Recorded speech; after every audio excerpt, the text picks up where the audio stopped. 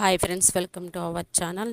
AP రాష్ట్ర వ్యాప్తంగా రాష్ట్రంలో రోజురోజుకు విపరీతంగా పెరుగుతున్న బియ్యం ధరలను సామాన్య ప్రజలకు కూటమి ప్రభుత్వం ఒక గొప్ప ఊరటనిచ్చే శుభవార్త అధికారికంగా ప్రకటించింది.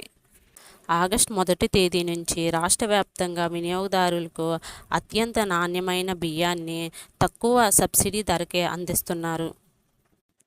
తక్కువ ధరకి బియ్యం పథకానికి మంచి స్పందన వస్తుందని నాదెండ్ల మనోహర్ వెల్లడించారు. దేశంలో తొలిసారి రేషన్దారులందరికీ స్కీమ్ రైస్ పంపాలని కాకినాడ జిల్లాలో ప్రారంభించారు. రేషన్ షాపులను మీ మార్ట్లుగా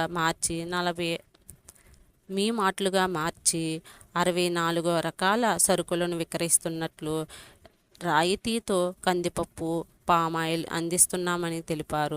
రేషన్ కార్డు లేని వారు కూడా ఆధార్ కార్డుతో తక్కువ ధరకే బియ్యాన్ని ఇవ్వాలని అధికారులు ఆదేశించారు. రాష్ట్రంలో 130 రైతు బజార్లను, 500 రైస్ మిల్లులను ప్రత్యేక కౌంటర్ల ద్వారా బియ్యాన్ని విక్రయిస్తున్న ఇలాంటి అప్డేట్స్ కోసం మన ఛానల్ను ఫాలో అవుతూ ఉండండి.